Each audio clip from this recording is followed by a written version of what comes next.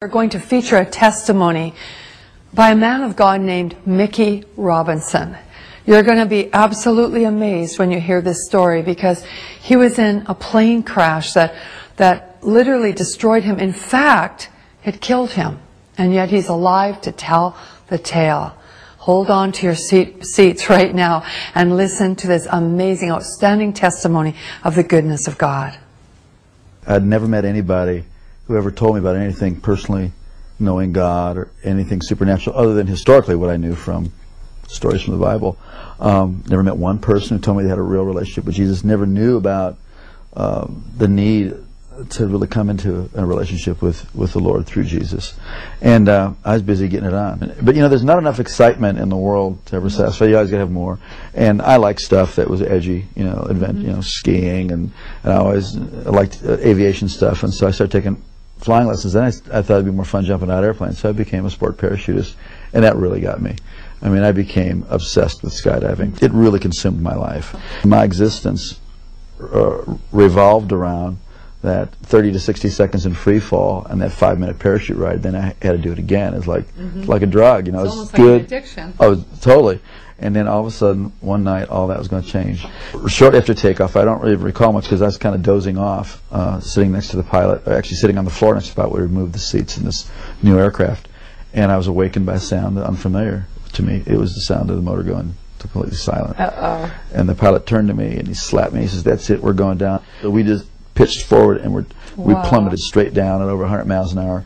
And what was seen out of the cockpit, and this was told to me, I don't recall this, but we were going straight to the ground and we're headed right towards a gigantic oak tree. We did hit that tree going, like I said, over 100 miles an hour, and my face stopped my body going 100 miles an hour. So then the airplane cartwheeled on its wings and slammed into the ground. If you see pictures of the aircraft, it doesn't look like anybody could survive this.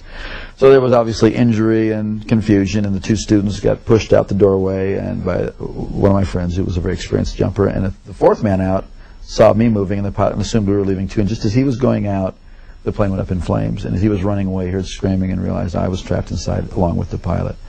And this brave man who was my friend and went back in the plane and saw me trying to escape where the wing had been torn loose from the airplane, but I was stuck, and by something on my equipment or my clothing, it was caught, and I was soaked with fuel, and it was on fire from head to toe. And just like you see in the movies, a person whose whole body was engulfed in flames. And this is where God did the first miracle. This man grabbed a hold of my parachute harness and with his bare hands tore that loose. It's 2,000 pounds tensile strength in each one of those straps. Pulled so hard he pulled his thumbs out of his sockets, dragged me away from the plane and slapped the fire out. It kept reigniting, and then he tried to go back for the pilot and he couldn't. He was burned alive. Well, they rushed me off to the hospital. Obviously it was horrible, and they rushed me off to the hospital and saw that I sustained very serious injuries. I had a brain injury. I had burns over a large portion of my body. I had to find out my eye was blind, my right eye was blind, and you know, tremendous cuts, and you know, this shock of, you know, that crash. They told my family I was going to die. They told my sister to come that day because I wasn't going to be there in the afternoon. I had an experience I had never heard about, never heard anything like this. As I was laying there in that condition, just racked with pain and discomfort in every way possible, suddenly my inner man, the real me, my spirit, sat up out of my body, and I could feel my legs go through the springs of the bed. And my spirit came out of my body as if you would take a glove off your hand. And instantly I was in the spiritual world. Instantaneously I knew this was the real world. And this man that I was seeing was the real me. Now, when that happened, were you aware of any pain still? Or no, I was totally completely separated from the pain and the carcass? Completely, no. And I didn't even remember turning around and looking. I mean, I was transferred immediately into a spiritual dimension. And everything about the spirit world is more real than this world. The colors are brighter, the edges of everything are sharper, the emotions are just enhanced, they are clear.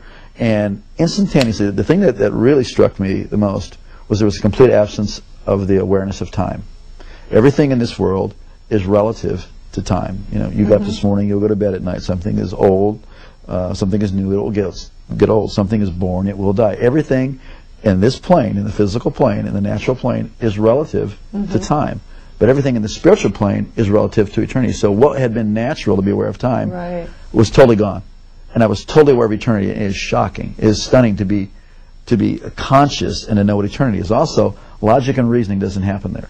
You know, based on the sum total of all my intelligent thoughts that I've learned. You know, I had a death and I'm in the spirit world. It's like you just know that you know that you know. It's like having a revelation constantly, and it was incredible. And I knew I was traveling. I could feel, you know, that I was traveling. And as I looked ahead, there was this pure white light. It was whiter than the whitest snow and brighter than 10,000 suns. And yet I could look right at it, and it was compelling.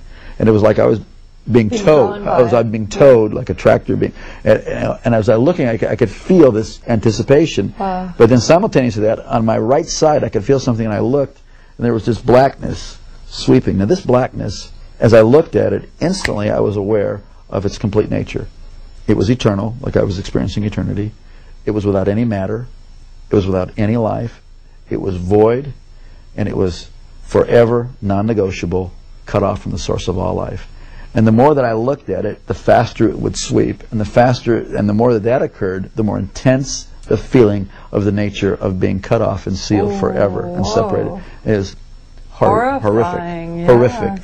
You would not. I used to never be able to stand to be near anybody who could say go to hell after that, because you wouldn't want the worst person. No. You wouldn't want Adolf Hitler, Bin Laden, Saddam. You wouldn't want any human being to ever go in there. It was so horrible. And as that was sweeping, it got down to, it was eclipsing this light. So there was just it was like you're in a room and you close the door, a dark room, and there's a little space between the door and the door jamb. It wasn't a doorway. It was really, this was a real place that I was seeing and that I was feeling.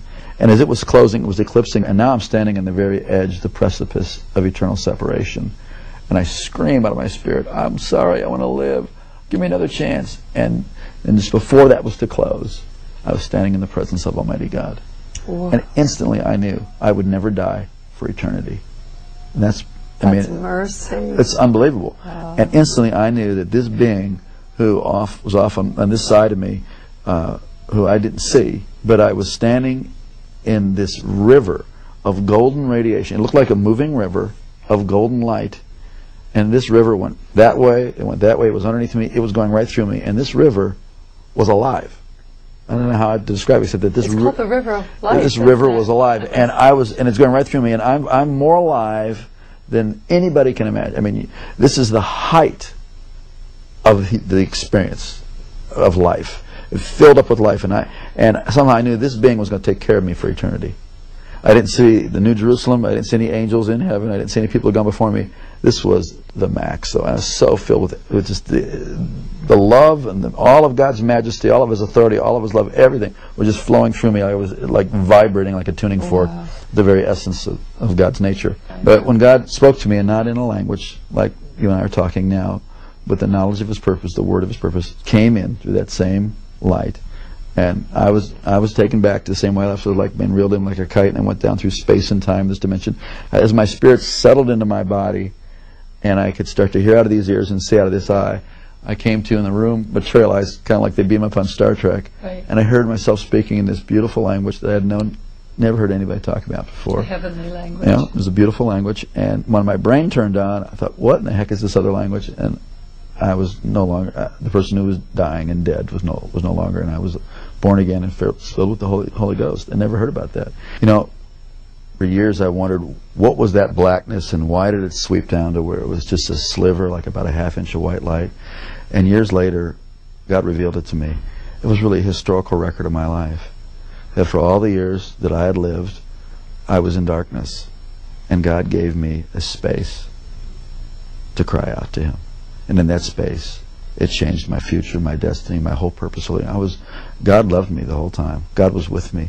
But, you know, please don't wait until you're that desperate. We're desperate right now, and He's with you, and you have a chance today to cry out to God. It's not complicated. It's not religious. I mean, certainly my prayer wasn't all that complicated, and it wasn't about religion. It was about I needed life, and there is no one of us before God that doesn't need the whole life that He has to offer.